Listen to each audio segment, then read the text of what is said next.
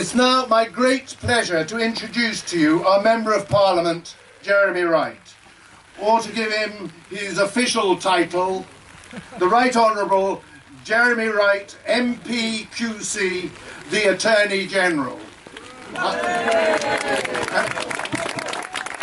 I suspect he's the only Attorney General to turn up to a rally wearing Wellington boots. After a successful career as a criminal barrister, he stood as the Conservative candidate for Rugby and Kenilworth in the 2005 general election. He won, unseating the incumbent MP. In the 2010 election, he won the newly created seat of Kenilworth and Southam for the Conservatives and retained his seat with an increased majority in the 2015 general election. Jeremy's parliamentary career has been awesome. He was appointed as a whip in 2007 and was then promoted to the Minister of Prisons and Rehabilitation in 2012. In 2014, he was appointed as Attorney General, a position he's been confirmed in by our Prime Minister, Theresa May. Despite his glittering career, he has continued to be a superb local Member of Parliament for his constituents, and we are very grateful that he has come here today to address us. Ladies and gentlemen, Jeremy Wright. Thank you, David. Good morning, everybody. He's right to point out the Wellington boots. I wear Wellington boots to walk around the parts of my constituency that are countryside, and I fully expect to need Wellington boots in this area for many years to come. Because you are all standing in this field on this wet morning because you are worried about what may happen behind us. And you are absolutely right to be worried. You don't need me to tell you that even on a day like today, the scenery around us is stunning. And the effect on it of 1,500 houses would be dramatic. You don't need me to tell you that the road over there, in all the 11 years I've had the privilege of representing this area, has been a very dangerous stretch of road. And you don't need me to tell you that putting the traffic coming from 1,500 more houses onto that stretch of road isn't going to make it any safer. You don't need me to tell you that the traffic generated by such a development will head through Dunchurch on its way to the schools, the hospitals and the shops that are not going to be on this site, and that isn't going to make the congestion in Dunchurch, about which we also should worry, any better. You don't need me to tell you, and probably the weather today helps us remember, flooding is a problem here, and all those extra houses and all that extra concrete isn't going to help that either. So you don't need me to tell you this is a bad idea. You know that. But I've got two pieces of good news.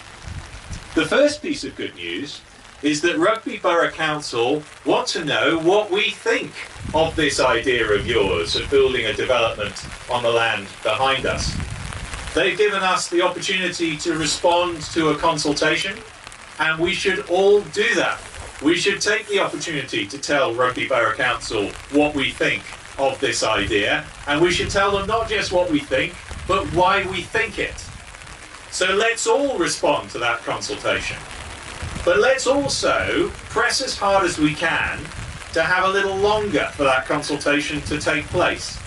Because I suspect that on top of all the people who are here, there are many more who haven't yet heard about this development and certainly haven't realised quite the scale and the implications of what's being proposed. And they should have their chance to tell Rugby Borough Council what they think of it too. So I'm asking for a longer consultation. Many of those involved in this campaign are. Mark Pawsey, who as you know is the Member of Parliament for Rugby, my colleague, he's asking for that too, and we must all ask for that because it's important everybody has their chance to have their say. And of course, it's not just Rugby Borough that needs to have its say. As David's pointed out, there are people here from over the border in Northamptonshire, and I'm pleased to say my colleague Chris Heaton-Harris, who's the MP for Daventry, is also very supportive of what we're doing here. And if you are one of his constituents, he wants to hear from you, please do drop him an email and encourage others to do the same thing. And we need to make that case to Rugby Borough Council that this is the wrong place to put a development. Now, let me make this clear. I don't think it is wrong for Rugby Borough Council to want to build more houses. We're going to need more houses in the borough. And no part of this campaign should be about saying that Rugby Borough should be frozen where it is. We accept there should be more houses. But more houses in the right places, not in the wrong places.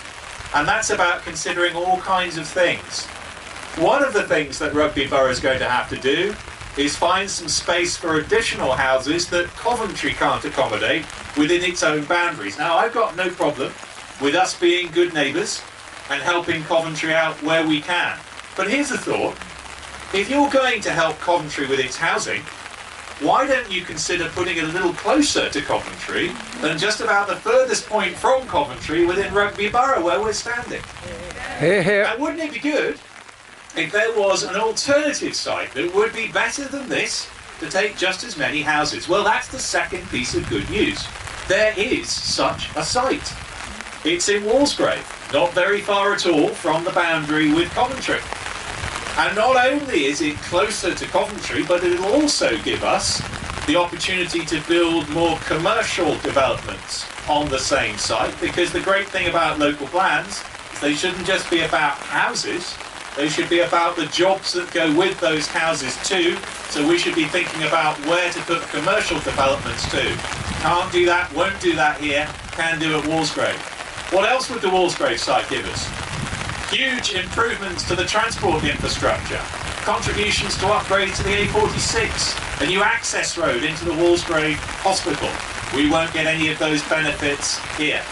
So not only is this about saying this is the wrong place to put a development, it's also about saying to the Borough Council, you've got a better option and you should take it. So why, I hear you ask, are the Borough Council not taking that alternative option, given all its advantages? Well, the answer is, it's a site, the Walsgrave site, in the Greenbelt. Now, as some of you know, I'm a big fan of the Greenbelt. I believe in defending the Greenbelt. But none of these rules are absolute. And none of these rules should be applied without some common sense. So if you're comparing a greenbelt site with a greenfield open countryside site, you should do the job properly of comparing the advantages and disadvantages and come to the sensible conclusions. So ladies and gentlemen, we have got good arguments against this site. We've got a good alternative to this site.